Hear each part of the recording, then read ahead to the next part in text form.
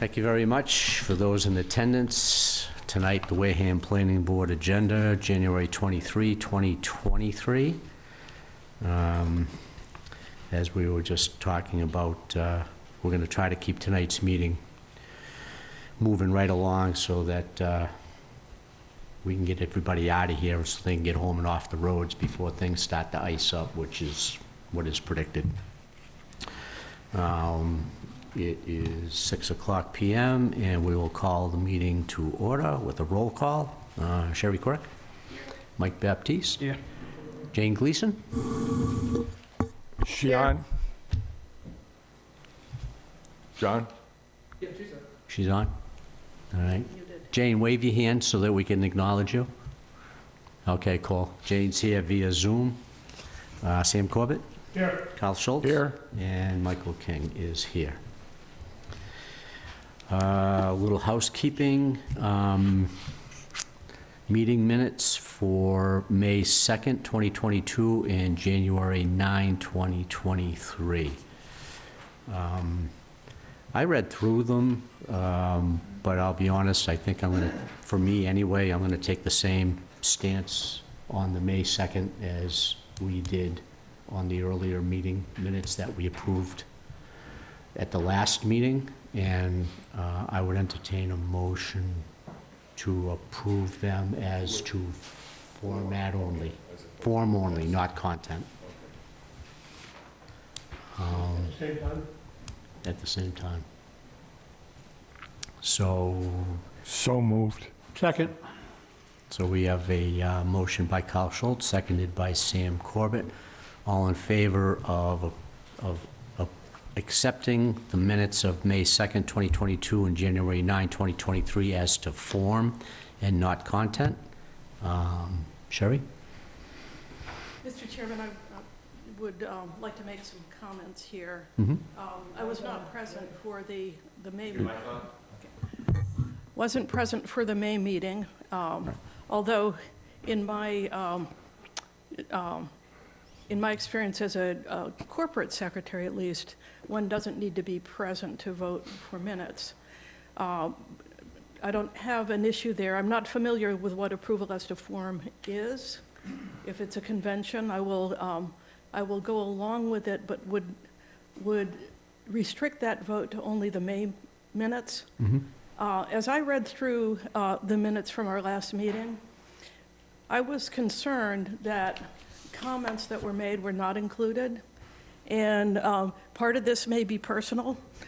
I like to think I'm a woman of few words, but as captured in the minutes, I'm a woman of almost no words. And I am worried that by not capturing comments that are made that raise questions, that we've got to do it one way or the other. Either we don't include a lot of comments, or we do, and we include them in an even-handed way. It seemed to me that comments, certainly that I made, and I know that Jane made some comments too, that are not reflected at all. Mine are just reflected as, having some concerns. And, for a person of my background and experience, who spends a lot of time preparing for these meetings, and thinks very thoughtfully about issues before I raise them, and tries to raise them in a very constructive way, it's a little insulting. So I would offer to rewrite the January minutes to be more reflective of the conversation. So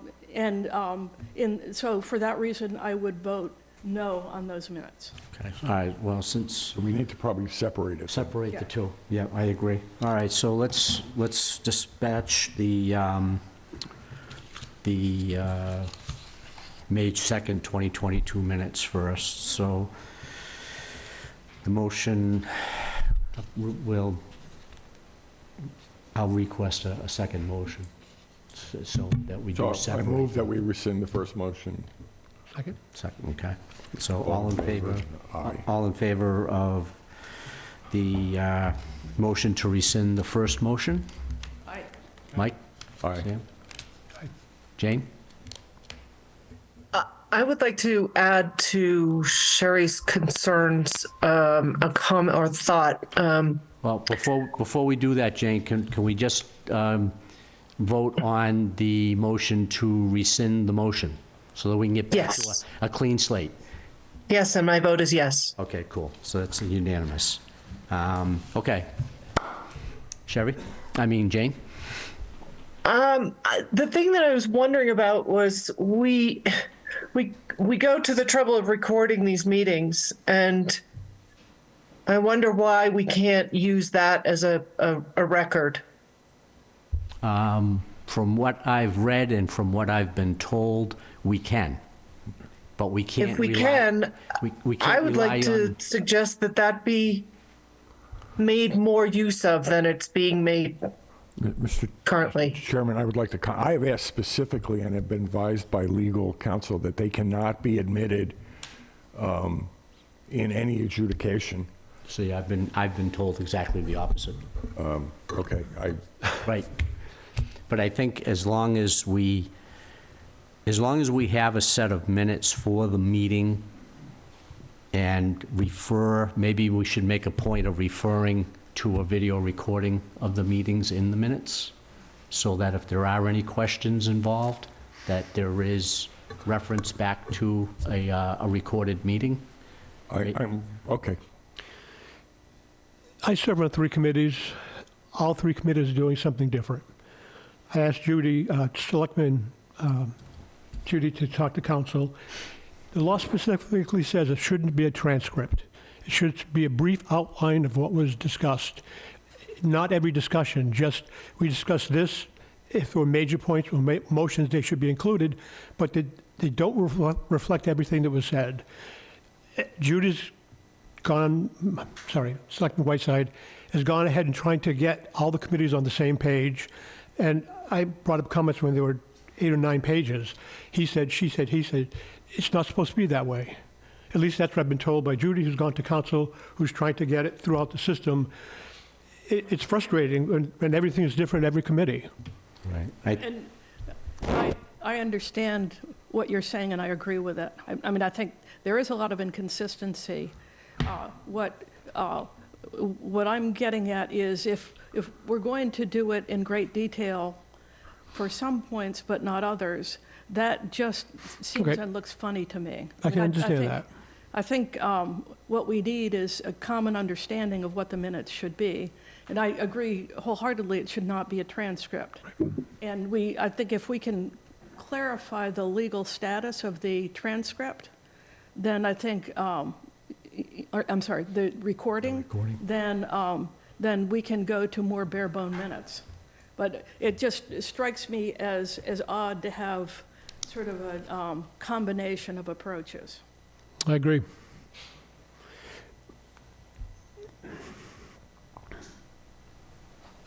Maybe the chairman can talk to Selectman Whiteside. I know she is trying to get it across the board the same way. Yeah. Well, I think the easiest way to resolve this is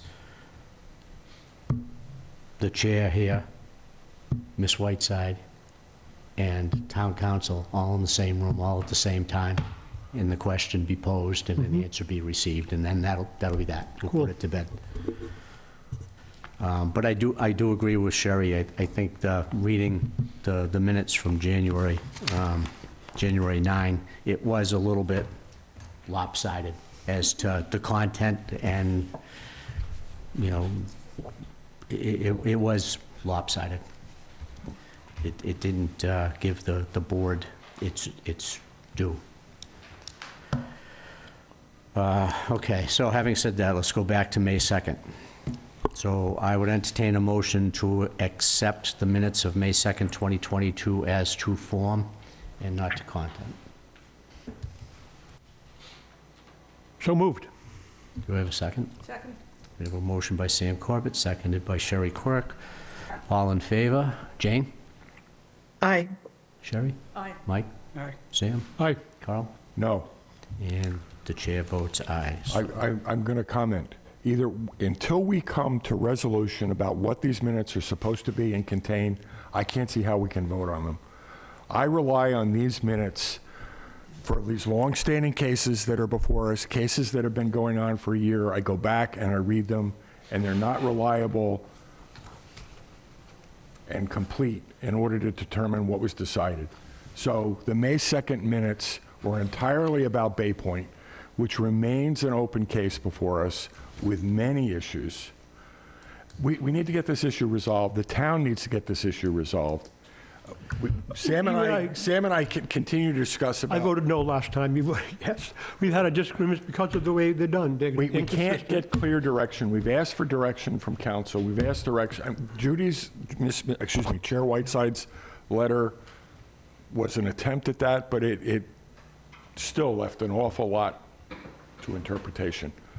So I'm going to vote no. Okay. So vote is 5-1-0 to accept. January 9, 2023. I think I would have to, me personally, I think maybe based on Sherry's comments, I think that we would ask that the transcriber go back to the drawing board, rewrite the minutes based on the video with all of the content, and produce a new set of minutes for the board to review prior to approval. So I would be looking for a For motion. clarification, are you looking for everybody's comment to be down? No, if you, and Sherry's right, if you read the minutes, what you're seeing is you're seeing detail and some pretty clear content from the proponent side. And you're seeing vague and kind of lack of information on the planning board side, which is not what took place. So I would like to see a little, she used the phrase perfectly, even-handed. There should be a more even-handed description of what took place during that meeting prior to us looking at this for approval. We definitely need guidance, because I have my opinion, which is verified by the attorney, We need to get some guidance on what we should do, how detailed we should be or not. And not to your point. If that's your point, Mr. Chair, that's a different story.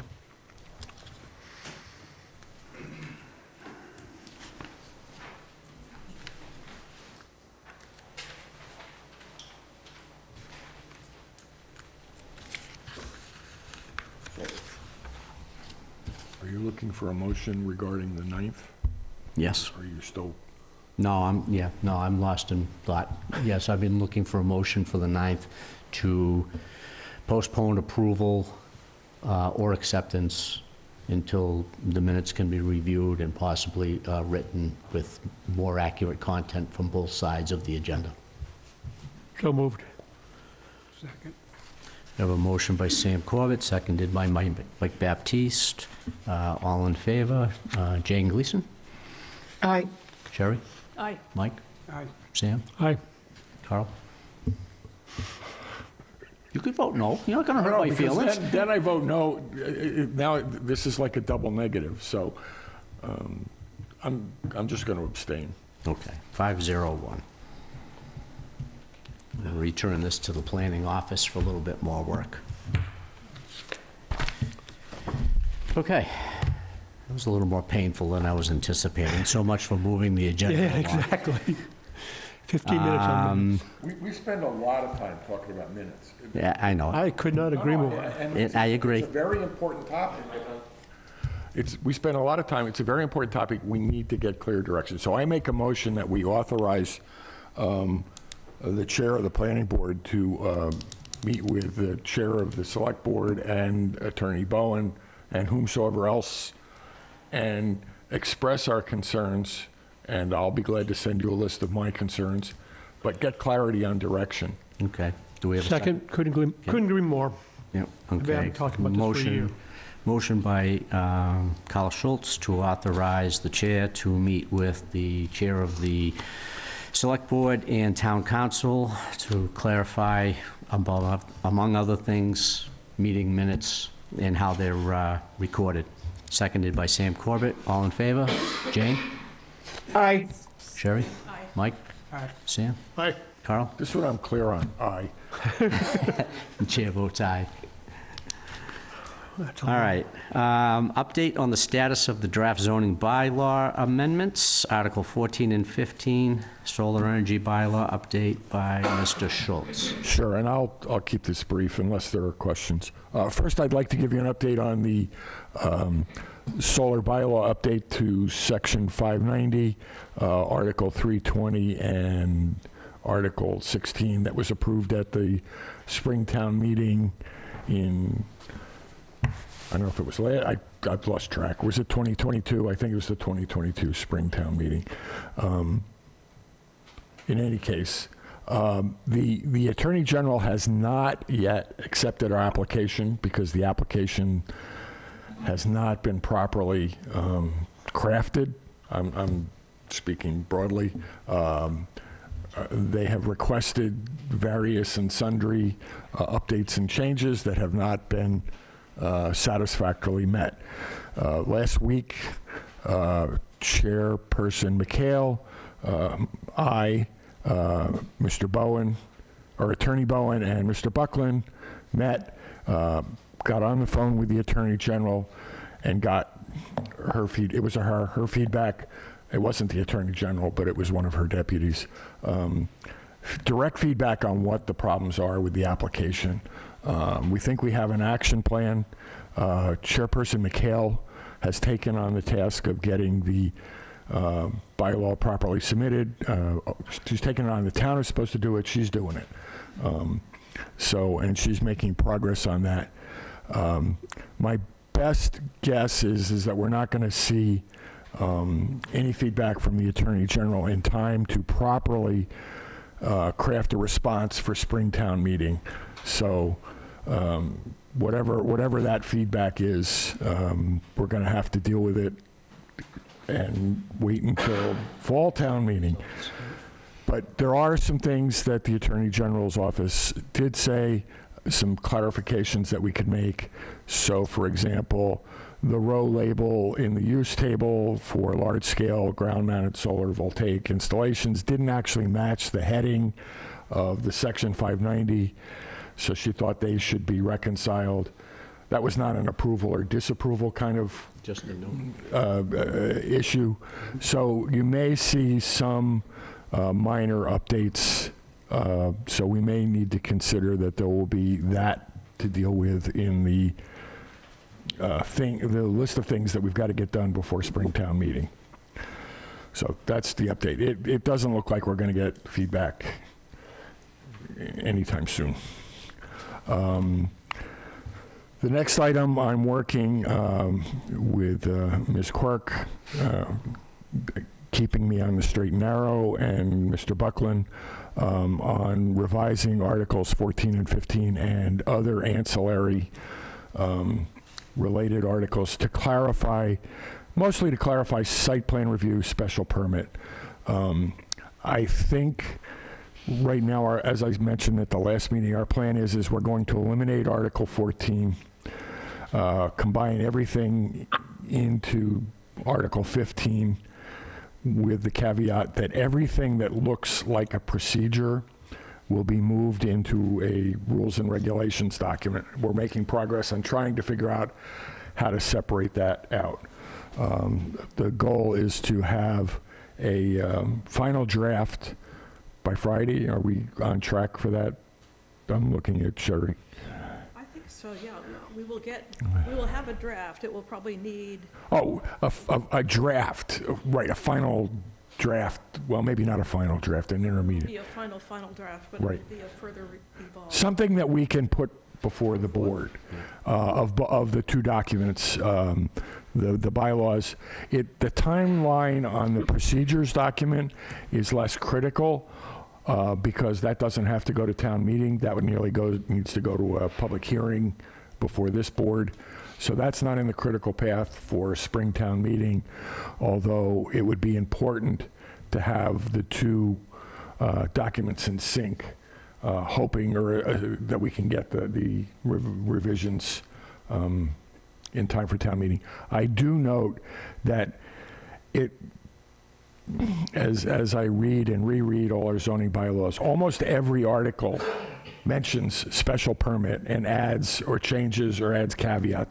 I'm going to try and identify those, but not necessarily reconcile those. I'm going to say this article says this about the special permit, and that may just be a side note. Jane, in your Article 17, are you making special permit requirements? Are we making, excuse me, say that again? Are you making conditions for special permit in the new Article 17?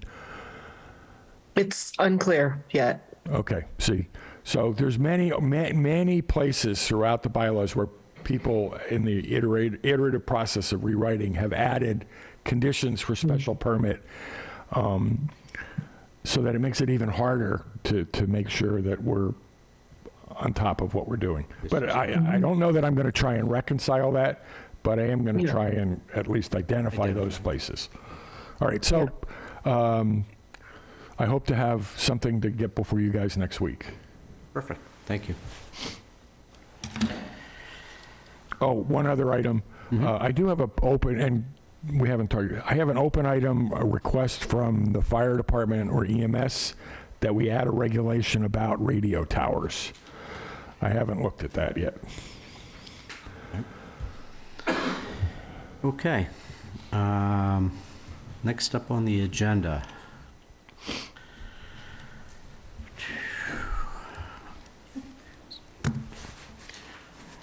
(7-20) Borrego Solar Systems Incorporated, 27 Charge Pond Road, New Leaf, Borrego, extension of time, special permit. We also have 150 to Honnet Road with the same developer, same requests, so we're going to try to address those at the same time. Thank you, Mr. Chairman.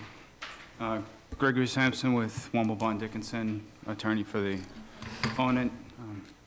Dean Smith, civil engineer. New Leaf Energy. Mm-hmm. So after the last meeting, the planning board requested a little bit of information about our lease provision requiring removal. We forwarded that along. The landowner's lease does require removal of the system, and the landowner has remedies, including suit, damages, and injunctive relief should the system owner fail to remove the system at the end of the term. Recognizing that doesn't protect the town, we're still obviously looking to comply with your requirement for the decommissioning.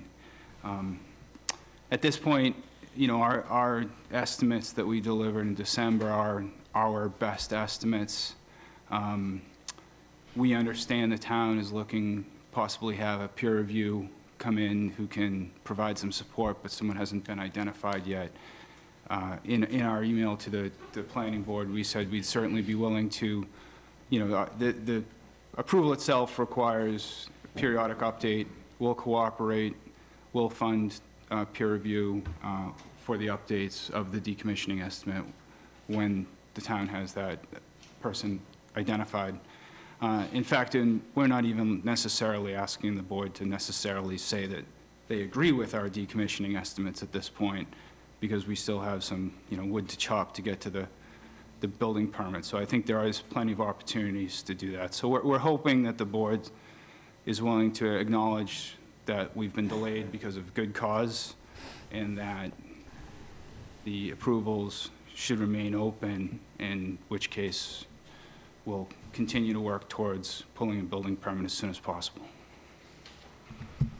Okay, thank you. One quick question, I guess, is, so you did send along the document concerning the lease and the lessor's responsibility should something happen. Where is their surety? We have shared in the lease. In the lease, I'm not So- sure. I would have to look at the provisions of this. Yeah. There are some of our leases where there's a surety provided to the property owner as well. I don't know if that's the case here. Okay, so, I mean, it does say that they have provisions where they can, you know, pursue the developer in court and whatnot, but that doesn't resolve, you know, tons of material on the land. You know, all that is, hey, I'm suing them, what else do you want me to do? Right. So there's no surety there for the town. And then, as far as the decommissioning, this is my opinion, obviously the rest of the board can chime in. You know, the peer review is a great idea, but let's face it, there is no expert on the future. So anybody can sit in a chair and tell me that this is going to happen 20 years from now. The reality of it is they're guessing just like we are. Where we held 0 Route 25's feet to the fire on the decommissioning, it's my opinion that you shouldn't be receiving any special treatment. I mean, why should they be held to this standard and you allowed to be held to this standard? In my eyes, that doesn't make sense. It's not fair. It's not even-handed. I agree. So, I don't know the background for what you held 0 Route 25 to be honest. Was that the Kyle, you last look like meeting? you want to say something. 0 Route 25's decommissioning plan is substantially higher than yours based on kilowatt, megawatt, per megawatt, to the tune of, I think I have to look back through the records, but I think their decommissioning plan is somewhere around $2.5 million It's $368,000. per megawatt, right? So my opinion is you should be held to the same standard. We're trying our best to make cautious estimates of what could happen. We're not saying it's going to happen. Nobody wants to see any of these projects fail. It's not good for you, it's not good for the town. But the reality is, you know, we have to look at the town's best interests as much as we look at your rights to develop. I mean, it has to be even. We can't put the town at risk to make your project go through. It's just not right. And by lowering the decommissioning to a standard that is less than 0.25, that I just don't see it as being the right thing to do. I agree. Carl, you want to weigh in? Fine, I'm happy with your statement. I have some other questions. Sherry? I have nothing else to offer on the decommissioning plan at the moment. Do you have anything? Oh, okay, you just said you don't have anything more. On the decommit, I have some other questions, but you can go first. Sure. I did have some questions about the lease agreement. And you know, I think you've been sort of clear in what it does and doesn't do. What I found myself wondering about is this land owned by Borrego as a parent company, or is there a subsidiary involved here? The land is owned by AD Makepeace. And it has no subsidiaries? It's a sort of a forget the word for it now. It doesn't operate within divisions or within subsidiaries. It's privately held, so it's hard to Right. find out It's any AD information. Makepeace Company. They're the largest landowner in Massachusetts of private land, but it's Okay. the corporation itself is the owner of these parcels. And Borrego New Leaf is a leasee. We're leasing the property, so we don't own any of the property. Right. These two particular properties have also been sold to third-party owners at this point that are going to prepare detailed construction plans, apply for building permits, and build the projects themselves. New Leaf is not going to be the entity that builds these projects. Okay, I mean, one of the issues I think that we've encountered is that it's hard for us to know who is going to be responsible for what and to whom we can look to at any point for for financial responsibility. So for decommissioning, who would be responsible for that? The owner-operator would be, and that's held under a limited liability company. There's what we refer to as a project company established for each of these. Right. And then that project company is what was transferred to the future owner-operator of the system. So all of the legal obligations that were committed to during the permitting process are held under that project company. It's transferred to a third-party owner. And the owner is the owner of the project as opposed to the land, right? Correct. Okay.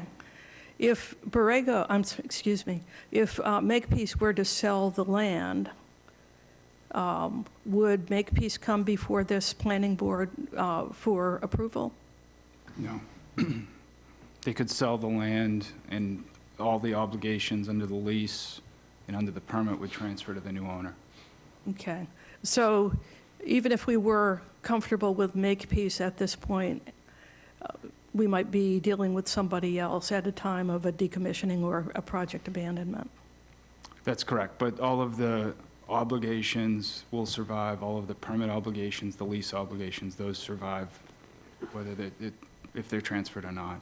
Right. And of course, our concern there would be whether that acquiring entity, the acquirer of the land, would be a credit-worthy counterparty, in a sense, for the town.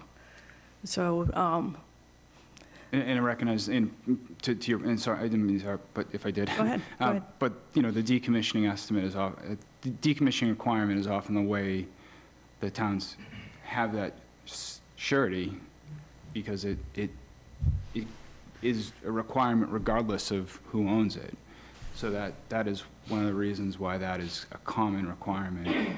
yeah, and given all these circumstances, you can understand how the level of our concern is very high over the adequacy of that financial assurance, given that it may be the only thing that the town has in the event of circumstances that none of us want to happen, but Understood. Yeah, the energy industry is one that is sort of has a history of upheavals, and so we want to be, certain, sort of no matter what, that there will be enough money for the town. Mr. Chair, through you to Ms. Quirk. So, Sherry, it seems to me that the best way the town can protect itself is to seek a cash bond. Yes, that would, yes. That doesn't, then after that, doesn't matter what happens. Okay, that's, I'm playing back. Okay, thank you. Yeah, I mean, there are a number of ways for the town to be protected, and I think actually one of the things that the planning board would be well advised to do is to spend a little bit of time, and I'm not saying, that this is necessarily a prerequisite to your project, but I think we should spend some time thinking about the kind of financial assurance is best for the town, and what that would look like and how it would be constructed, because at the same time that we have our uncertainties and are trying to come to good conclusions, as business people, you're trying to move forward, and it's important for you to know what you're dealing with, and I think that's a fair request. If I'm not mistaken, I think the actual permit condition in these approvals defers the form of surety to, a consultation with town council involved, which we're not asking any change to that. We'll consult with town council for that form of surety. Right. And I'm sure you do. Subdivisions are similar, where you work out the agreement is to provide, that the financial. I was just asking a question. The only way to really deal with uncertainty is to put cash in the bank. Yeah. Right. That That was a question, not a requirement. I would say there are other ways to do it that provide similar levels of certainty, but this is probably not the time for us to have that conversation when it's snowing out. Yeah. Tell us about the size of the battery storage that you're including with the project. this has been going on for quite a while. I would really have to look back at the plan set in that regard. It's generally in the same range as the size, the DC size of the system. So it's going to be on the order of a 10 megawatt battery system with 4 hours of storage, probably. 10 megawatts for both? Or, Yes, they're both in a little more than that in terms of the PV, the DC size of these systems. yeah, I did look at the original plans, and that's what I thought I saw, but I would welcome you. I'd like to just qualify that, since I don't have the plan in front of me. Yeah. It might be based on the AC system size, and these are both 5 megawatt interconnections. So it could be based on that. So it's somewhere in the 5 to 10 megawatt range, but it could be at the lower end. Actually, what I saw was AC output of about a little under 5. Just battery under, storage, right. just almost dead even with that. Okay.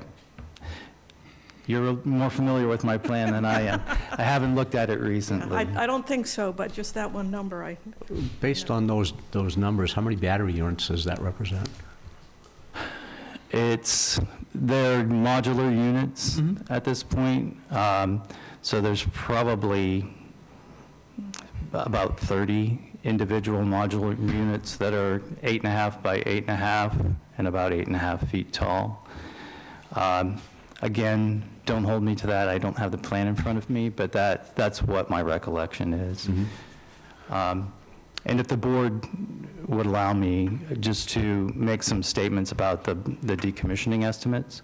I am the civil engineer that was on these from the beginning. And the reason that we didn't make any further changes to our decommissioning estimates is because we really do believe that what we provided is our best estimate of what those costs represent. And I did have the opportunity to review the NREL study that seems to be the basis for where the other number ended up, because their estimate was $368,000 per megawatt in that study. And I looked at how they broke things down. They targeted things based on a percentage of what the construction costs were. And when they broke it down by line items, it's all very round numbers. They're either $5, $10, $25, $50,000 for each section.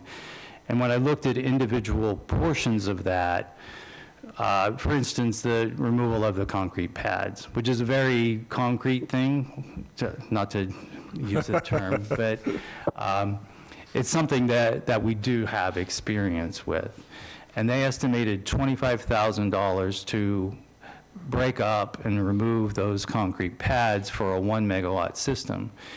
But a 1 megawatt system only has a few hundred square feet of concrete. And based on current equipment costs, labor rates, that to me represents something like 11 or 12 days to break up these concrete pads and remove them from the system.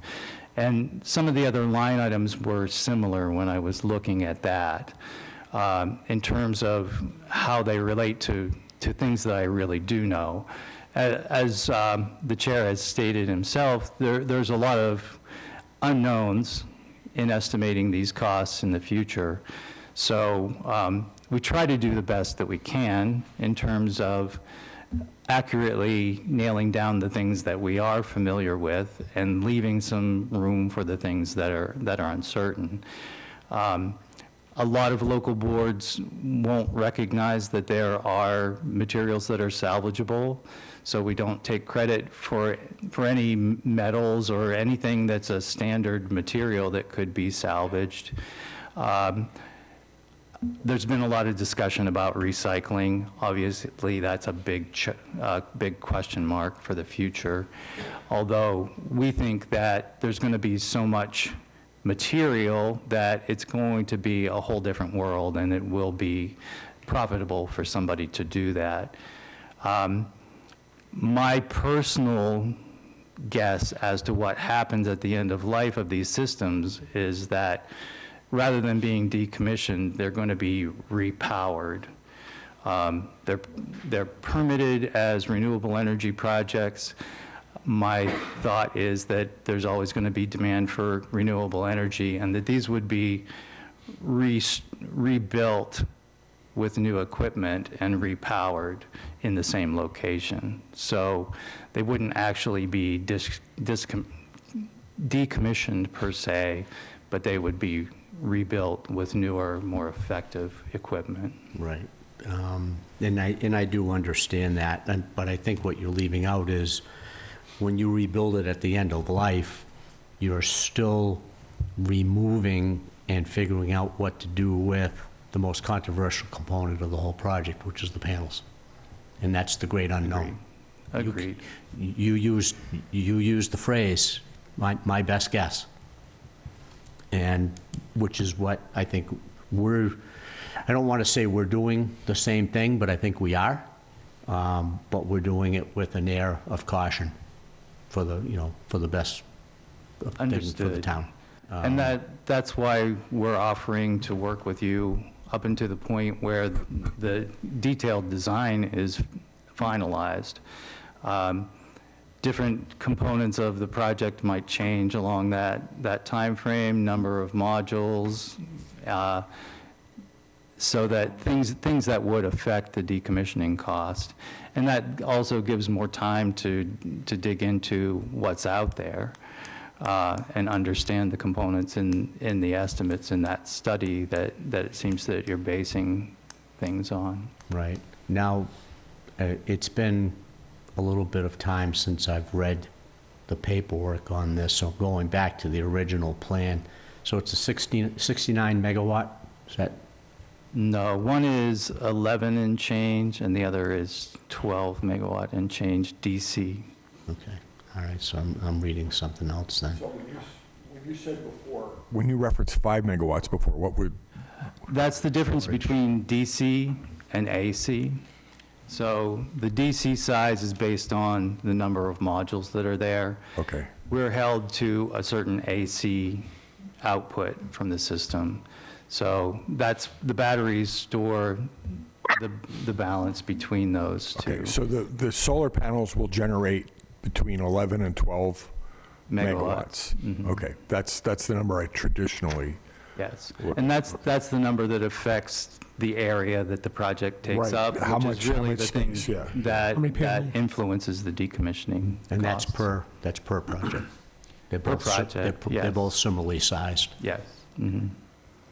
So doing some quick math, that, and using the standards that we used for the other project, that puts your decommissioning at roughly $8.5 million.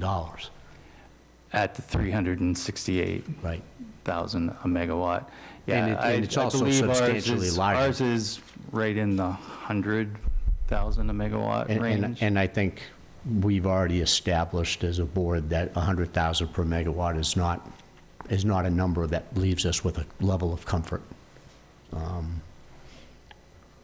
And this is just strictly, this isn't taking into account batteries, which other communities have. They've added a kicker for, X number of dollars for X number per battery. This is just strictly the 368 times the megawatts.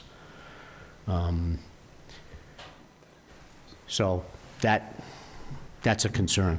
It is for me anyway. I think, quite honestly, for me, the only safety net that the town has for protecting itself against a major cleanup issue down the road is a bond, is money to do it.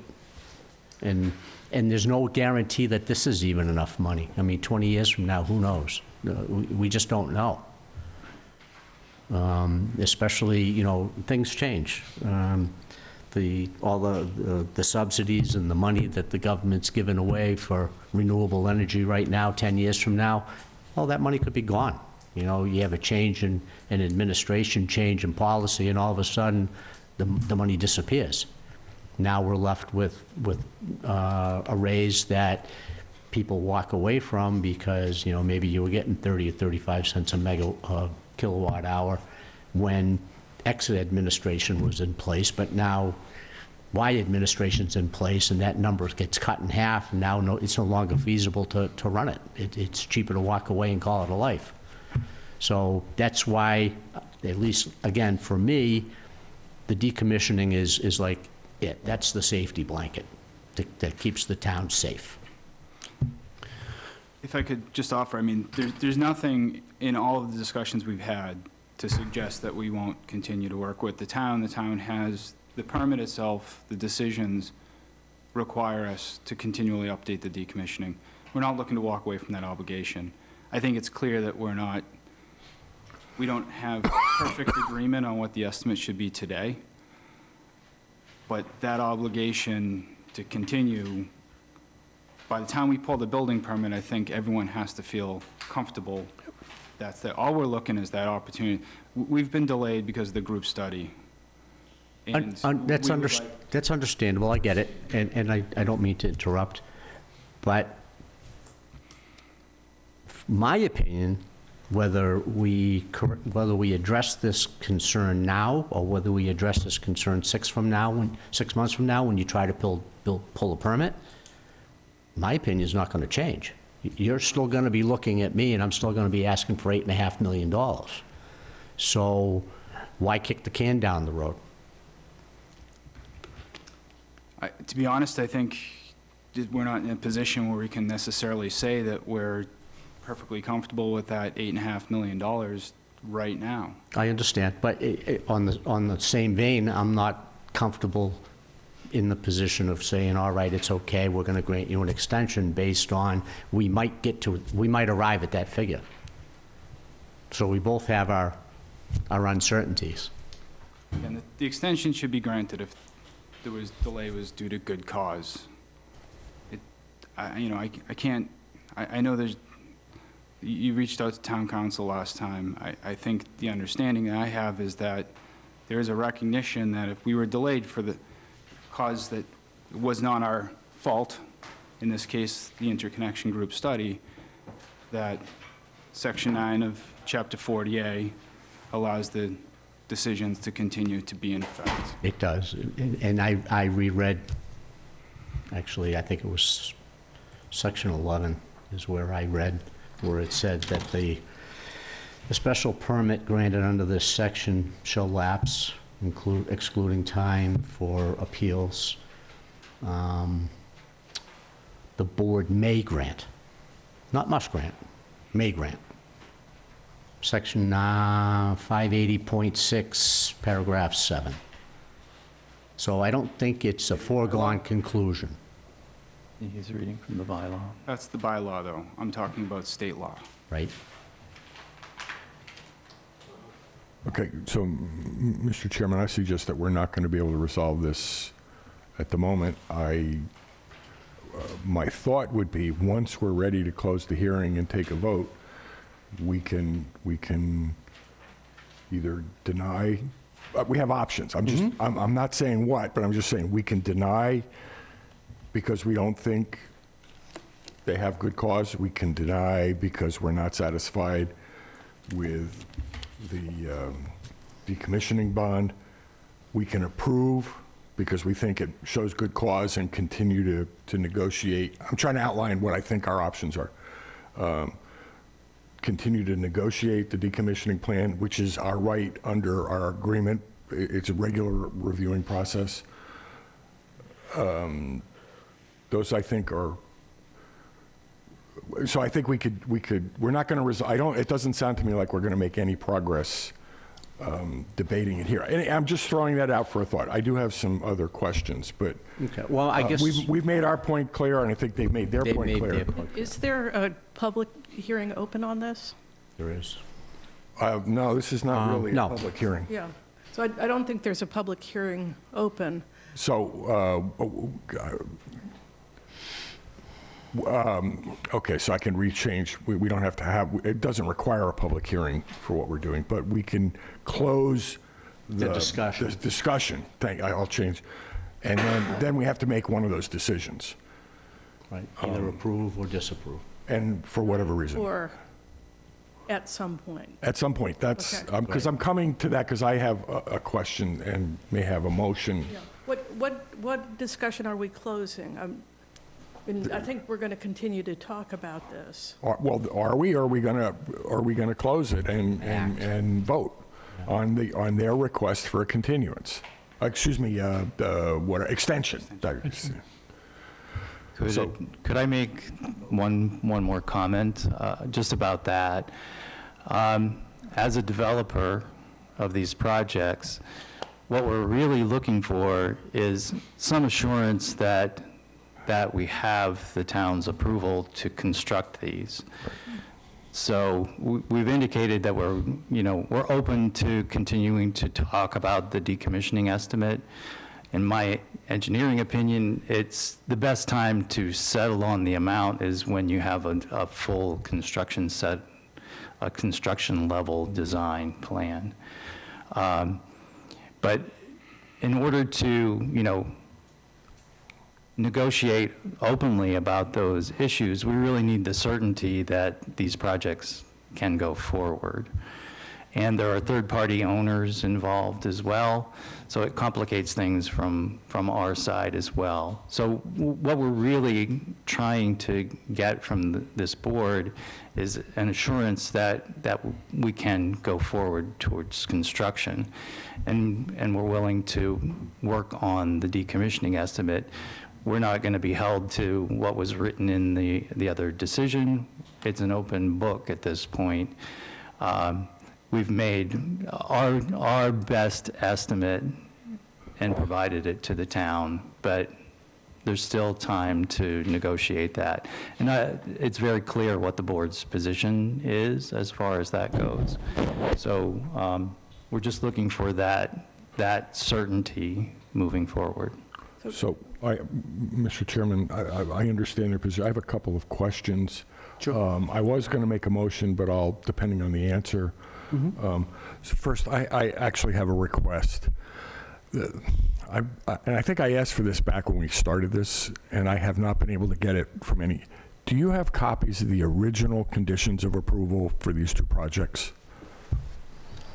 I've just been trying to get it so I could read it. It's not, my approval's not conditioned on this, but thank you. And could you send that out to the rest of us? I think none of us are able to access that. Thank you so much. This will just let me read this. I see you back there. That's up to the chair, Annie. If you're asking for a copy of this, okay. We'll get it posted. It will get it posted. Okay, so here, I have a couple of questions, and I'm not sure, I think I know where I'm going. My first question, and maybe you began to answer it, and maybe you don't have to answer this first, but given that there's a pending court case regarding the Conservation Commission ruling, which would impact your ability to build this project, I believe, that would affect your ability to build the project, depending on how that falls out, or at least the plans for the project, which would then have to. My understanding is that's the other site, isn't it? That's 140 Tohonet. Oh, it's not. It's It's 150 not these two. It's not associated with these two. Oh, projects. thank you. That was my confusion. Okay, so there is not a pending court case on these two, which I misread. I misread the article too, because I could have sworn it referenced these two sites. There were 3 projects that were permitted around the same time Right, frame. yes, yeah. And 140 Tohonet was appealed. So that's the court case that you're referring to. Okay, I have to go back and, thank you. I'm not saying Certainly. you're wrong. I was misinformed. And we didn't request a time extension on that because it's still an open issue. And the time clock won't start until those appeals are exhausted. All right, I need to reread the material that was sent to me.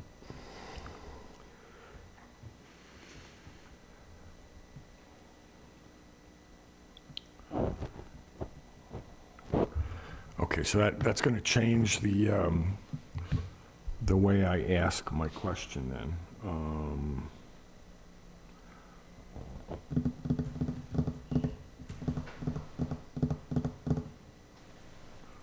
because my whole premise was predicated on that mistaken impression.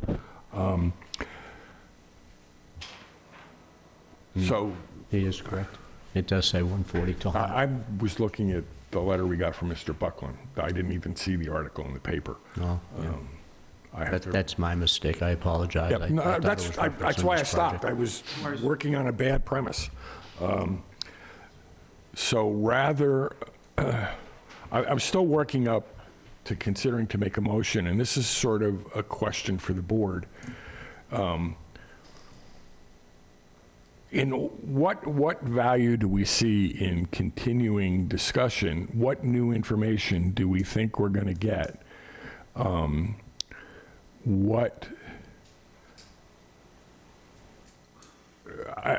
think my point is we've sort of made our points plain, you've made your points plain, you've answered, I think, most of the questions that I have. I think the information, I can't think of any more information that I'm looking for in order to make a decision. I'm looking to the board. Could we enumerate to the applicant if there's more information we need? We've identified that we have a disagreement on the amount of the decommissioning bond. I think there's a little bit more information that I would say I would benefit from. So you've said at this moment you're comfortable with your decommissioning expenses, and you're not prepared to go above that. I didn't say that we wouldn't be prepared to go above that. I think that we presented our best Right. estimate of the decommissioning amount. And personally, I think tonight is the first time that I understood a concrete amount that the board was aiming towards. And my reluctance to agree or disagree with that has to do with the third parties that are involved. So now that I understand exactly what the board has in mind in terms of decommissioning amounts, we can take that back to the third parties that are also involved, and I would be able to get their take on it. But I don't feel 100% free to make that commitment to the board on my own. Yeah, so I think if the possibility is that if there is a vote tonight, it might be negative about an extension. And I don't know what the outcome is going to be. I don't actually have any idea. Given that possibility, would you rather go back and take a look at? Given that possibility, What did you say? if it's a likely possibility, of course, I would want the time to go back to the third parties, discuss with them, give them, the exact figures that we're talking about, and be able to make an informed decision. Again, I would reiterate that some of the things that our council has said, that there's a good cause for the time extension. We're willing to continue to work on the decommissioning estimates. So I don't think the door is closed there. I just don't feel like I'm in a position to agree to those amounts on my own this evening. But Mr. Chairman, do you think he should take the time to go back? I 100% agree with you that I think you should take the time to go back. Again, not to beat a dead horse, but it seems to me like you're just kicking the can down the road. If you're either going to run into a buzzsaw now or at the next meeting about the decommissioning value, or you're going to run into that same buzzsaw when you try to get a building permit. But the saw is running and it's waiting on you, so let's deal with it. Respectfully understanding that point, I think one of the things that we're struggling from is the fact that, there's still a little ways to go before we wouldn't file for a building permit application without having this issue closed because of the expense of going through that. There's just many things that could change between now and then, and that's what we're We're not. But you can, I mean, we only meet every other week. Right. So we're not asking to wait 6 months until you're ready to go get a building permit. We're asking to come back in 2 weeks. And then we have a clearer picture of what your third party is thinking.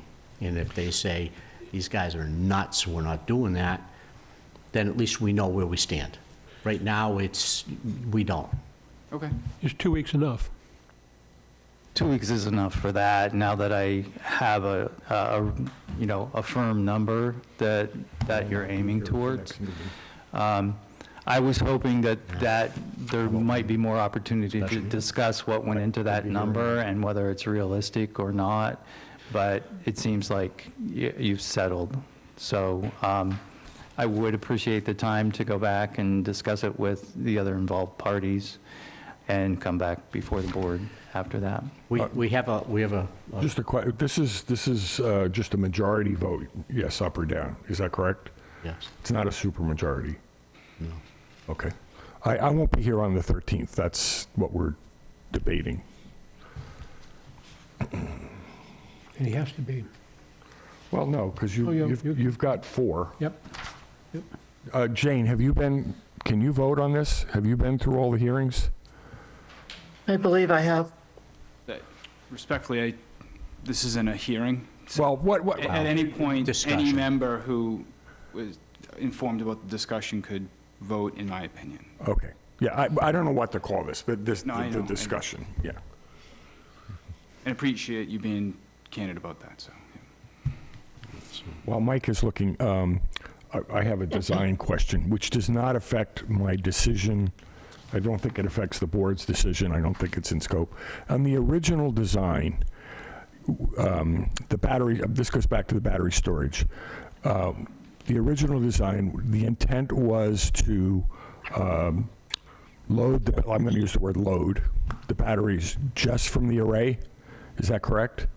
Yes, these are designed as DC coupled projects, which means that they would be charging from the DC system and then discharging into the grid. That was my understanding. Has that changed? No. Okay, so that design has not changed. Okay. Thank you. Just to clarify, Carl, your question was whether I'd been present for the discussions on the extension. Yes, yes. That, I have been. yeah. I just wanted to make sure we had enough people to vote if I'm not going to be here. I don't recall anybody being absent any of the times that I appeared before you. Okay, so we have, are you comfortable with not being here? Or would you like to, is the board okay with an out-of-sequence meeting? That puts it a week earlier? So that Carl Or you can be wait till here? the 27th. What is the impact to you as an applicant of the schedule? Because you don't have the interconnect agreement yet anyway, correct? We're still waiting for the group studies to be finished, so So the 27th. I personally would like you to be able to be here and to vote on it, yes. So we'll go for the 27th.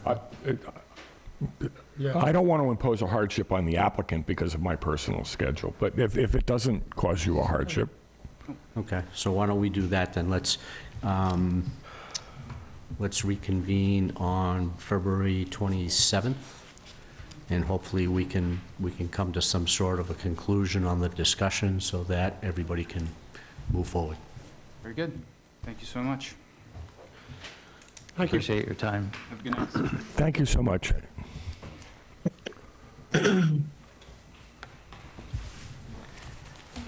Okay.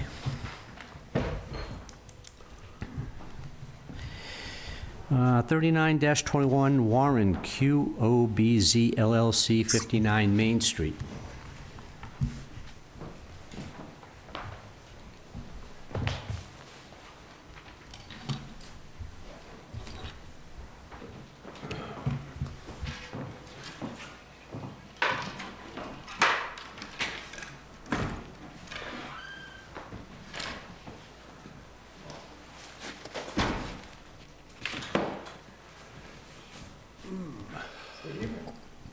You dressed like it's cold outside.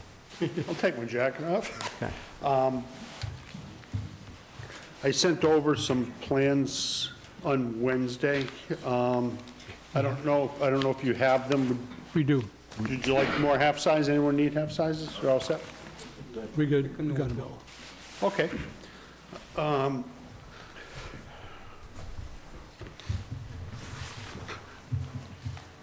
Okay, I'm Bill Madden from GAF Engineering here on behalf of Warren QOBZ LLC, 59 Main Street. This is the building down the end of Main Street that we spoke about 2 weeks ago.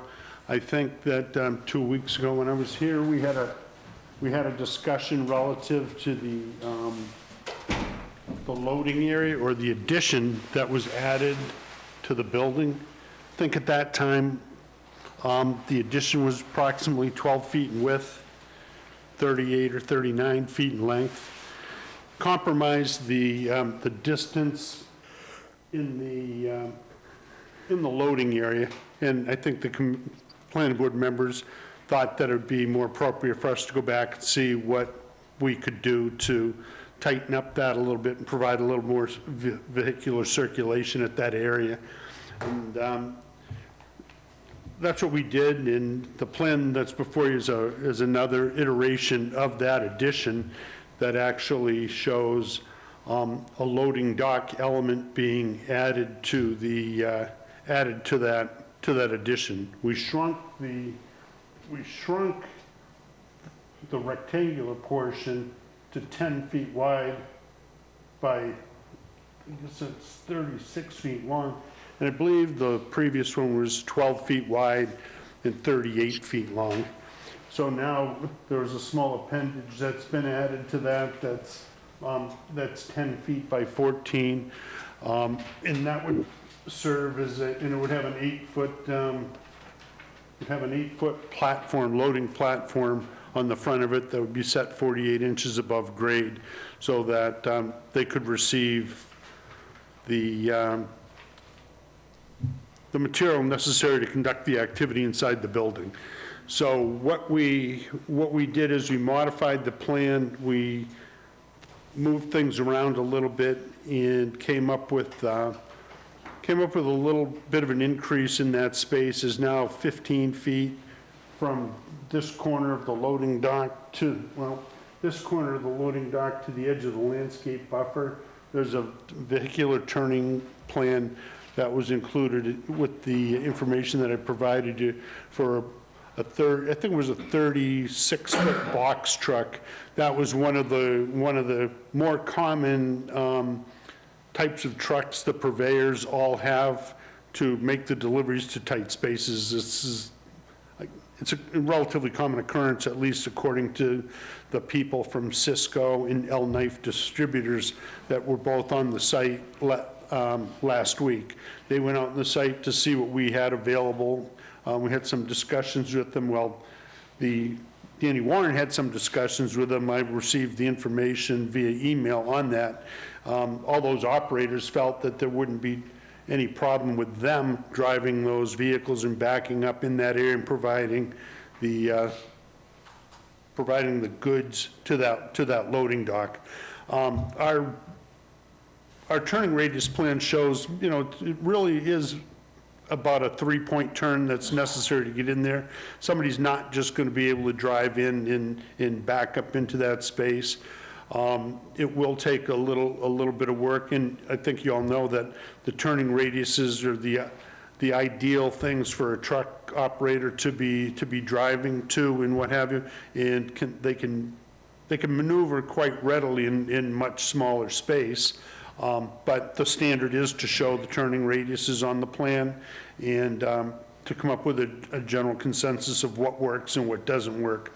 So our turning radius plan that we put together shows the footprint of the truck, shows that it can square up into the loading dock and does fit in between that 15-foot area. There will be some maneuvering that occurs out in the parking lot, and also when the vehicles are approaching the site from Main Street. And you might recall that the scored concrete that's on that island, that was a suggestion that was made by the fire department in the event they needed to provide access to the site, that they they preferred to have a more level feature at the surface of the ground as opposed to a curb that they might have to jump up and ride over. So that was added to the plan originally, so that's not a new feature to this plan, but it was added back then, and I just bring it up in the event that our recollections might be that good. So in any event, the landscape buffer is still there. We did show a small, like 3-foot bump out that does extend into the landscape area. They've already put the the dumpster pad there. The electrical transformer is shown in that area. The electrical manhole is shown in the area. And when I went through the landscape, we modified the landscape plan also, and that was provided to you as well. When I went through the landscape section in zoning, I know that they talked about the width of a landscape buffer between a commercial use and a residential use, and in that instance, it was 20 feet. Or 15. 20. 20-foot landscape buffer. But when you further read that section of the bylaw, it doesn't tell you exactly what to do within that 20 feet. It says provide a 20-foot landscape buffer, but I think some of the language like that you might want to see there was a shall be fully vegetated. Those words aren't in the regulation any place, and in fact, I think gives the planning board some opportunity to select options that might provide the same level of screening between the neighboring uses as a solid 20-foot landscape buffer. So in this instance, as it was in the original plan, we did have a landscape berm there, but the fence was placed on the outside edge of the inside edge, rather, of that landscape buffer. So we've tried to consolidate the berm, tighten it up a little bit, hold it more toward British Landing, and place the fence on the center line of the berm to provide better screening. It's a 2.5-foot high berm with a 6-foot fence on it, I think, with vegetation on each side of that fence. So I think it accomplishes what the bylaw asks for as far as landscaping goes, but I want to just point out those couple of features that a change such as this would result in. So I think that's really the only two things that we have with that. I did get a request, and I don't know if, might as well bring it up now, but we got a request to change the sidewalk in front of the building from, we show pavers there now. Now there's a desire to just make it straight cement concrete. From whom? The owner, Oh, from the owner. yes. And some of that was precipitated by the storm event that we had a week or so ago, when the water did rush up into that coastal flood zone. And I think there was a thought that said, well, that could disturb the underlying support system for those blocks, and maybe cement concrete would be a better alternative. And actually, that was what we had proposed originally, so we'd like to change that to cement concrete in the front of the building, and then when we come before you for the other two portions of the site, will be consistent and indicate cement concrete sidewalk there as well. So essentially, that's what I have tonight for you all on this, and would be happy to answer any questions you might have. My first question to you, Mr. Chairman, I want to make sure I understand what's before us. I believe the question before us is a determination, is this a major or minor modification? Is that correct? That is correct. Okay. I don't think I have any questions for the applicant. I have one more question regarding that. There was a recommendation to add a bollard, and my question would be, is if we approve this as a minor modification, we have no ability to condition that. Is that correct? We can't Condition the bollard? We can't condition a minor modification, I don't think. No, I think we would have to just go on the applicant's good word that the bollard. That's my understanding. So do you have a thought on the bollard? They are on the plan. I failed see to it. point that out. Yeah. There's two that are added, one on the outside edge of the loading dock on the southeasterly side of the loading dock, and one is right here on the corner of the building extension down by the Right. entrance Yeah, of the loading area. So they were both placed on the plan. Okay, so after you hear comment, I'm prepared to make a motion on that question. I had just one quick question. So the creation of the loading dock and whatnot didn't have any effect on grade? On grade? Yeah. Yeah, we did change the grade. We did have to modify the grade in the How in that does, general area. We had to bring it up from elevation 11 to elevation 12. It changed it about a foot, about a foot, okay. but it will blend in with the landscape berm on the opposite side. So no adverse effect on stormwater control or anything of that No. nature? That was my only thought was, if you created a loading dock, now you get a depression, but you've actually gone in the opposite direction. Yeah, it's 4 feet, it's 4 feet above the finished grade to the top of the loading dock. And another thing, I don't think it matters that much, but I'll bring it up anyway. One of our thoughts was that as opposed to having this 3-foot, 6'8" door on that loading dock, it might be better to have a set of double doors, like a 6-foot wide opening to, one a fixed panel with a hinge on it, the other one be the operable door panel. Just make life easier for whoever has to move that material inside the building. So it's just another thing. It's not shown on any plans. I don't know if the architectural element of the project is as significant as the loading element was. I have one question. Go ahead. I'm looking at the trucks and the diagrams of the turning radii, and thank you for putting those on. Those are actually quite helpful, and I'm happy to see the loading dock and the ability of a truck to pull in there and back up to it.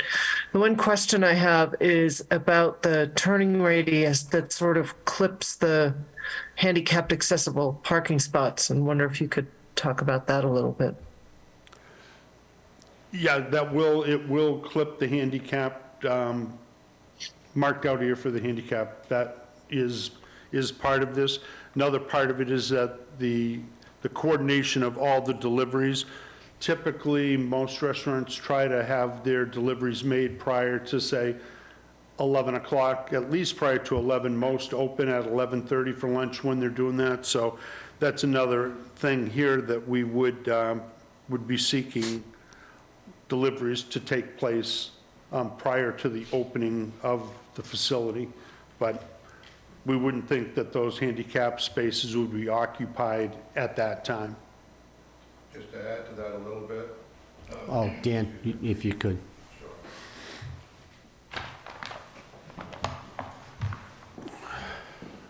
Hi. I talked with Al Knife and his logistics people. They came over, and the Cisco people came over, and they said that they would, if I said I wanted that stuff either at 10 o'clock, it would be 10 o'clock. They said, we'll work with you, any scheduling that you want, we won't have a problem with that. Okay, and we did have that discussion at the last meeting. Yeah. No concern, I'm just thinking about how trucks work and whatnot. There's no concern about any of those short semis, that like Cisco uses, the little short 30-footers, going up through the neighborhood and coming down by the marina so they can have an easier time backing that rig into.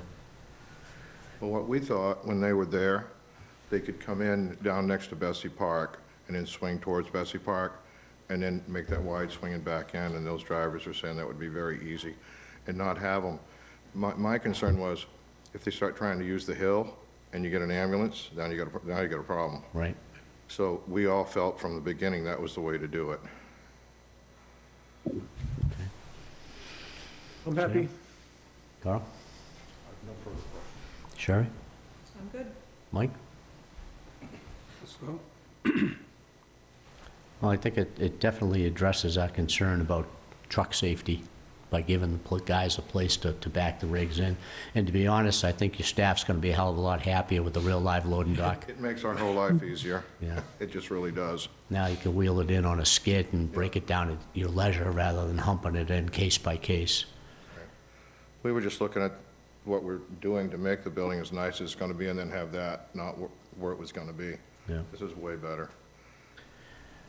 Okay, so I guess the question before us is a vote as to whether this is a minor or a major modification? Oh, this isn't a public hearing, so we don't have to close it. No.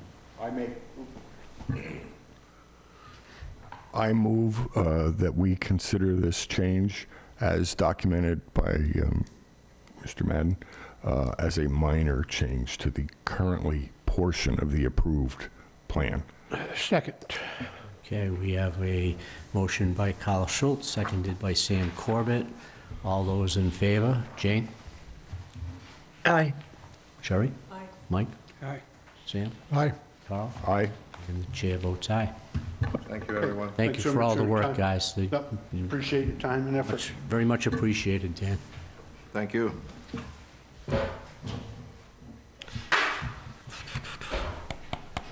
2 weeks in a row, Carl. No new hearings. That's 2 in a row. Clear, yes, it'd be nice to get back to an even playing field. Continued public hearings, 19-22 Dos Amigos Realty LLC, lots 1010A3 and 1010D on map 74, two-lot subdivision.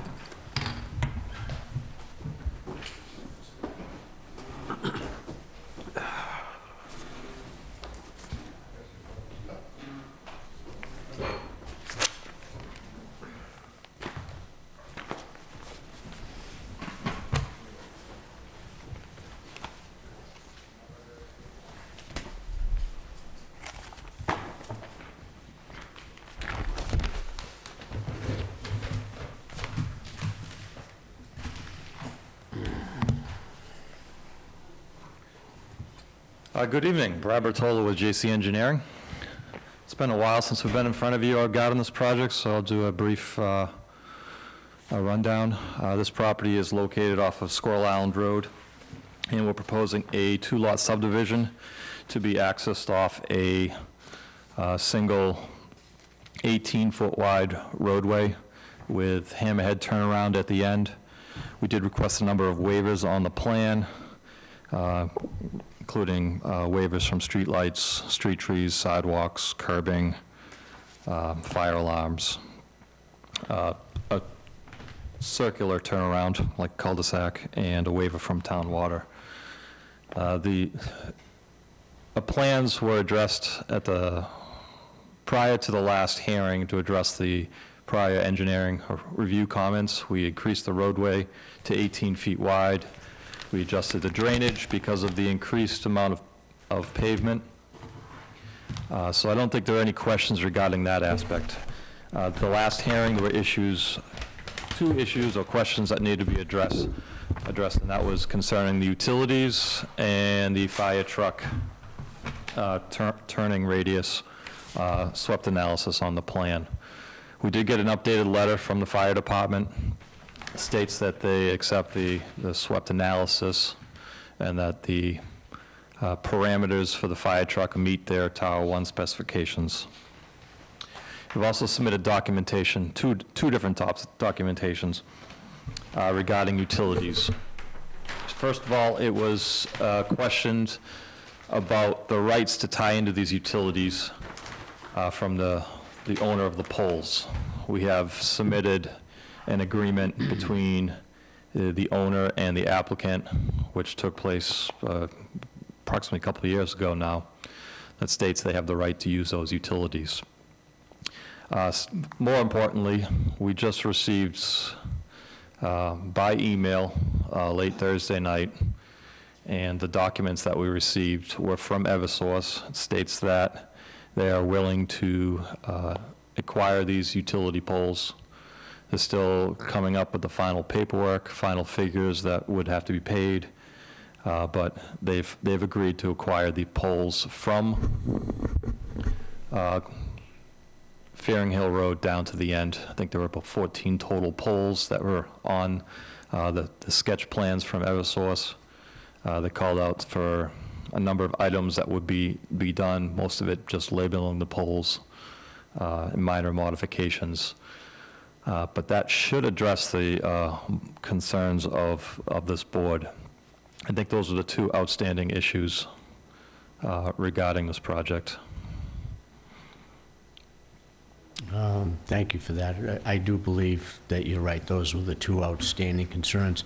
My one quick question on the pole acquisition is, you mentioned final cost. Who bears the cost of that? The applicant has agreed to pay those costs. So the existing homeowners on Squirrel Island Road are not going to get an addendum to their electric bill for their newly purchased pole? No. Okay. That's all I had. Mr. Schultz, do you have anything? Nothing at this time. Mr. Corbett?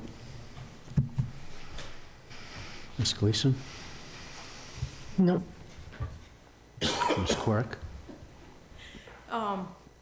You asked my question, so Oh, I think as long as the acquisition doesn't face any hurdles and the applicant will bear the costs, I think that's what I would be looking for. Mr. Baptiste? I'm looking at that cul-de-sac on the end. So the fire truck, the fire department said they don't mind that hammerhead, huh? No. Yeah, there is a letter from Mr. Brandolini at the fire So department. I'm looking at this print real quick. You know, my eyes aren't that good.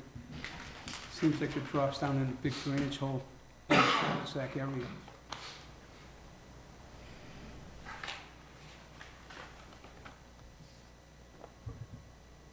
And the topography drops pretty quick from the front of that property to the back. Yeah. The topography? 10 feet? The max grade is 4%, and that's not even in the turnaround area, which is 3%. So pretty comfortable slope.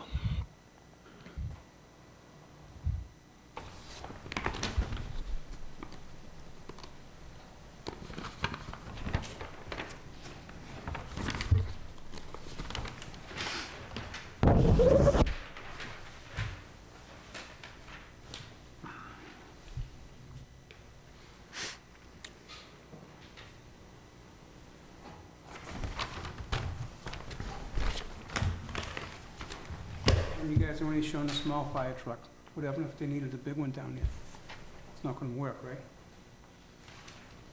They were for the Tower 1 specifications. As far as I know, that's the largest fire truck in Wareham.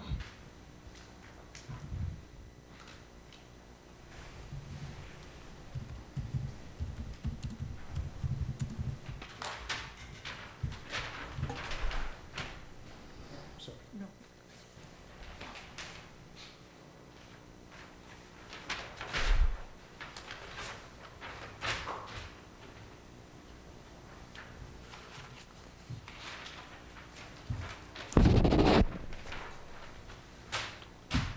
Yeah. Tower One's a pretty big truck. I think the depiction on the plans is just a little misleading. But Mr. Brandolini's letter does specify Tower One. Okay, I was gonna say, looking at that truck they had depicted in Yeah. the detail was I think, deceiving. yeah, the picture is deceiving. It does show a smaller truck, but his letter of acceptance to the specifications does indicate Tower One. You know, like how I see that truck go when you slip down that drainage easement, and then the town has to buy a new one, another one.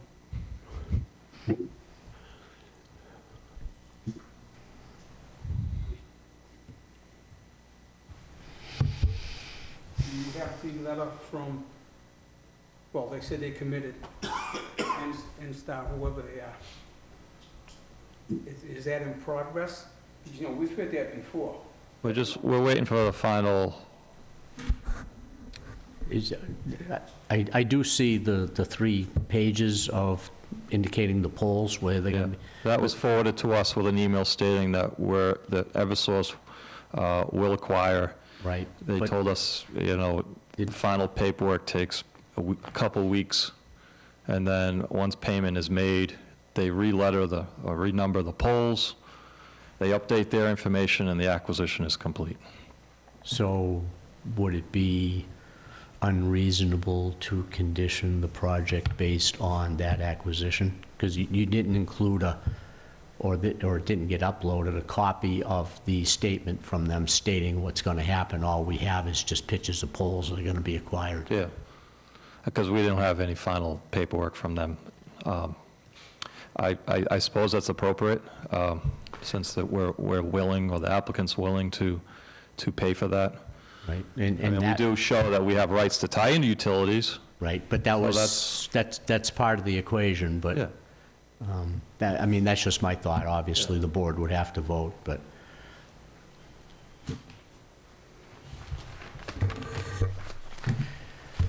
Any other questions before I open it up to public comment? Question through you, Mr. Chairman. Did Mr. Buckland disappear? Yep. Oh, he was there. I had a question for Mr. Buckland, are you there? Yes, I am. Did you send us a decision document, a draft decision document on this project? I know you've prepared some for several of the others. No, I did not send you a decision document on this one. Thank you. This is an endorsement, and you can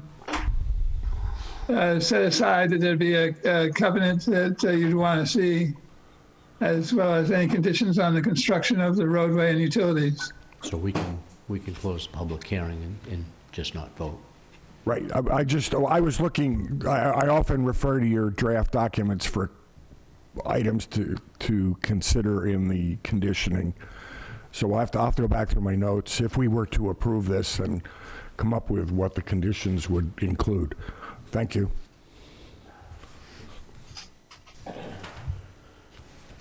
That is assuming we did approve it. Well, we can still close the public hearing tonight without a vote. Yep. Yeah. Michael, I got one question. Sure.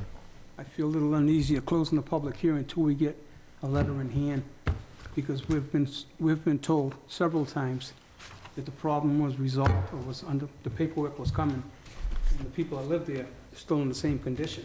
Yeah. Well, no, I mean, Like I the said, I don't electricity is trust definitely. anybody in this one. Well, that's why we're agreeing to have that as a condition of approval, Well, the Eversource. We've had agreements before, several times, in a whole subdivision down there, the development, and the people that live there still don't have no surety yet. Yeah. That's like seeing the checks in the mail. I want to see the check first.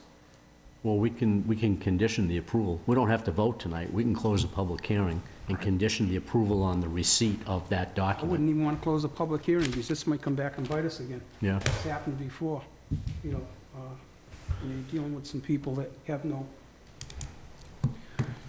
You can make a motion, Mike. pardon? You can make a motion. Make a motion to leave the public hearing open.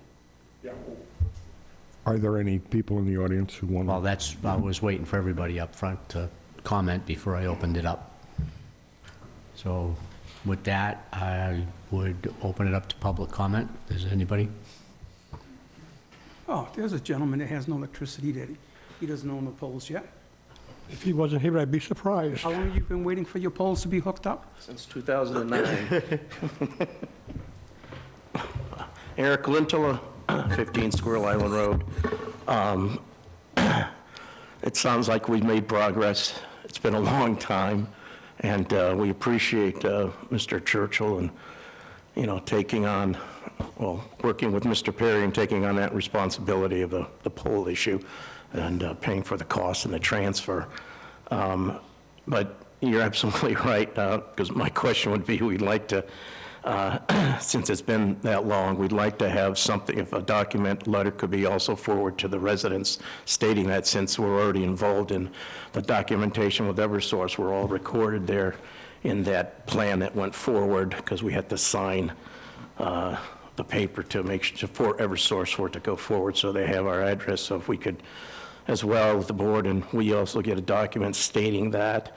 And the plan in the past, when they done this, we also got a copy of the Eversource's plan of where the poles would go, if that could also be forwarded to you and forward to the residents. Well, the positioning of the poles is already up on the website. So I think the location of the poles is really not in question. Thank you, Brad, thank you. It's just a matter of that. It would have been really helpful had there been. We're waiting on final paperwork. Right. That's all we're waiting on. But I think that would have been helpful for tonight. That's all I'm going to Yeah. say. Well, as we look forward to, the continuing of the project, because we hate to hold it up, but this was an important thing we've all been fighting for a long time, and the houses that have been built and the people who are there, we've enjoyed, and look forward to the new neighbors that come in, New neighbors. and everything's hunky-dory. Yeah. So thank you, then. Okay, good. Ken, one quick question, if you're still there? Yeah, I'm here. Okay, cool. If we decided to close the public hearing tonight, conditioning the approval on the receipt of the documentation from Eversource concerning the acquisition of the poles, would that document be allowed into the record, or would it be outside of the record because we closed the hearing? It would be allowed into the record because you conditioned it as a document that had to be submitted for the approval. Okay. So, and we don't have the list of original conditions that were discussed for this project at hand right now? No, we don't have that. Okay. No, there were none. This is the first time this project is So being approved. the width of the road and the hammerhead specs and all that, That's all new for us to condition. okay. So can we motion to close the hearing,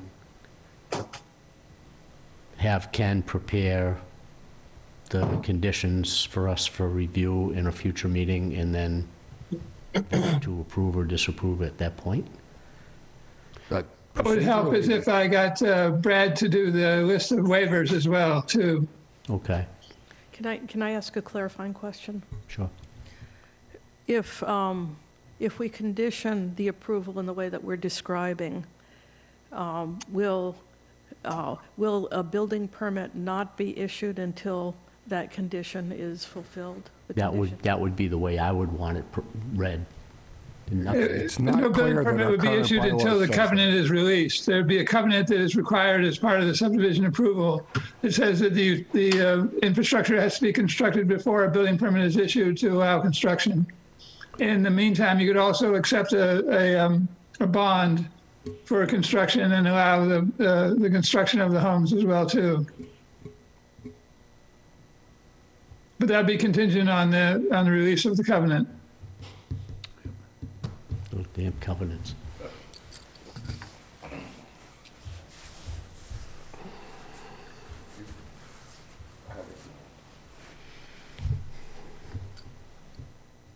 Annie?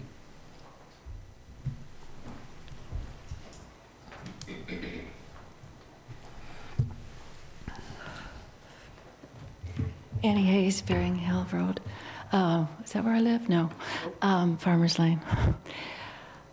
As I was driving tonight, I came up at the intersection at a little past Hathaway and Main Street, and there was some very slightly odd something off to my right. It was like a discoloration. I tapped the brake just in time for a large deer to be right in front of me. And it's reminding me of other comments I hear from people and my concern about Faring Hill and the clearing there, that when a large solar project comes in, when a development comes in, there's a large amount of deforestation, and there are lots of effects. I drove down Squirrel Island. I'd never been there, and I got onto the dirt road, and then further down, and there are water bodies on both sides, it seemed. There's the solar Squirrel Island array, and I went back and I just discussed with Eric how many acres are being deforested for, I don't know, a handful of houses. And we all know that planning is being talked about more and more as clustering of houses so that the biome, the habitat is conserved. And I don't think that's happening. I just see a lot of deforestation, and I think between solar and construction, these are the main reasons that we're losing our forests and our habitat. Thank you. Thank you. Is there anybody else that wants to comment, either in the gallery or online? No.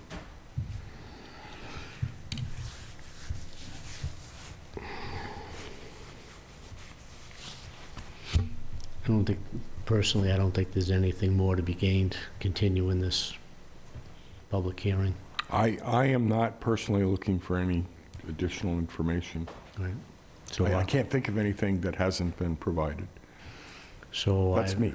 I would entertain a motion to close the public hearing with the knowledge that the planning office will forward the board the covenant and the list of conditions, including the information from Eversource as to the specifics of the acquisition of the poles prior to us taking the final vote.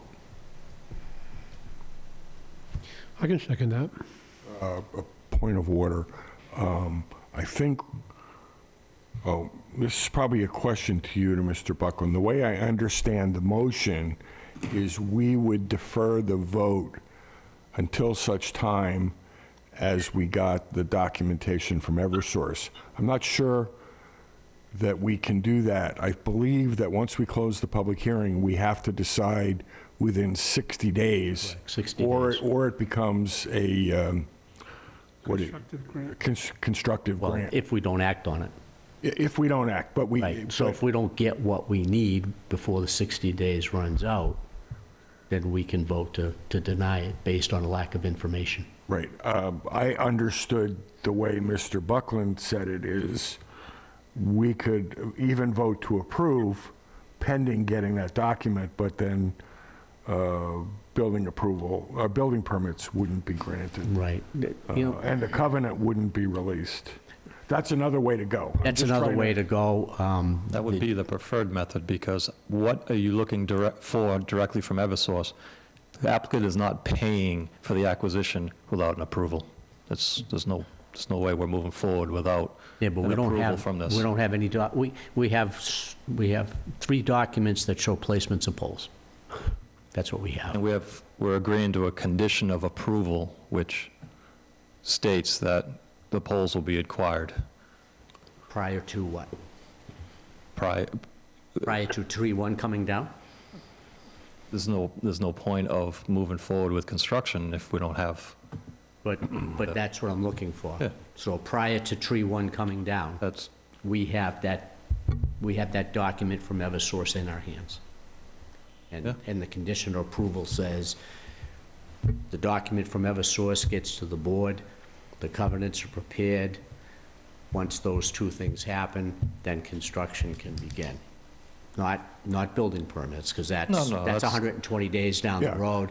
And now we're faced with, and it's happened, and I could see it happening, we're faced with, oh my God, it's a hardship, I've got 2 houses, I've got hundreds of thousands of dollars invested, I've got people that want to buy them, I need a certificate of occupancy. So we could condition that site prep work can't begin. that's separate, yeah. So that's, as Ken had said, there's a covenant that we sign. It says we don't sell any lots or get any building permits until the roadway is constructed. And in most cases, there is a bond put up where you get maybe up to the binder so you can construct it and not have final pavement on this property, get the houses built, fix any repairs, and then do the final coat, request our money back. That's I probably a typical process. Typical, right? But we, like I said, we've been jammed into a corner before by a developer that says, oh my God, I need this because I've got people that want to buy these houses and I can't. Yeah. And even though I haven't done X, Y, and Z as per our agreement, I need you to give me building permits, or I need to give you occupancy permits. But we're not getting any final fully paid-for documents in an acquisition without an approval. I mean, we can try to get a paperwork from Eversource. We're still waiting on it, the final payment or invoice, as they're calling it, that must be paid before they move forward on their end with updating their system and making the necessary changes to the polls. So I think the condition of approval with Eversource is an inadequate and adequate condition to be placed on this project. Okay, so I would, I just asked the question. We can word it. I understand. I'm just thinking it through how I would want to pose the motion. So I withdraw my motion.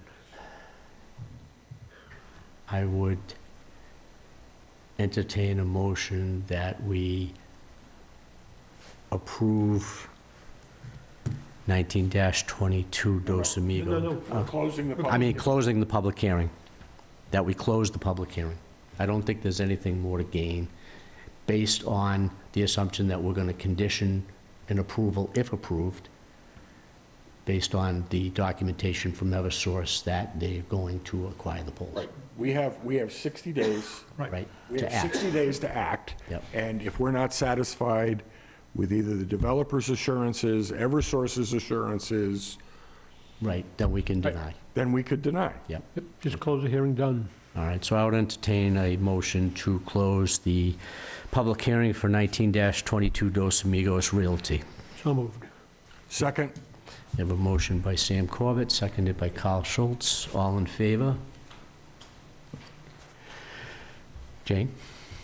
Aye. Sherry? Mike? No. Sam? Aye. Carl? Aye. And chair votes aye, 510. Mr. Chairman, I'd like to make another motion.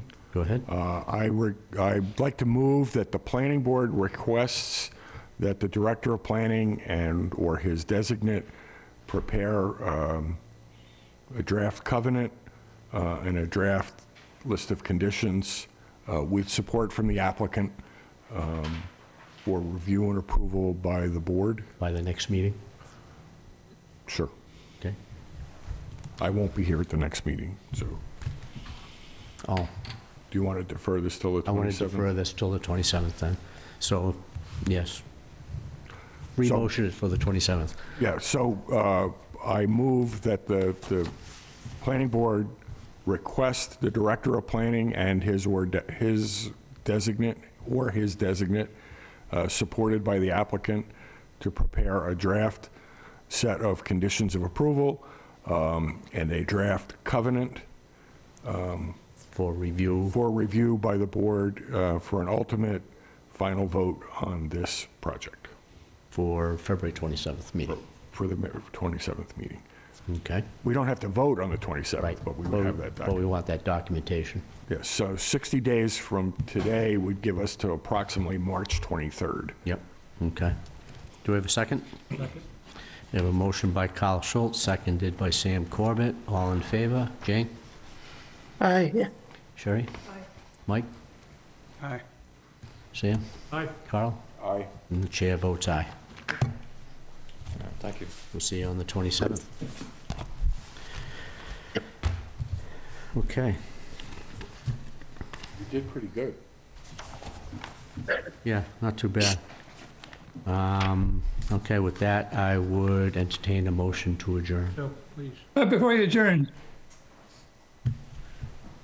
I think Phil Cordero, the new town engineer, the consulting engineer, is in the audience. Thanks for the introduction, Ken.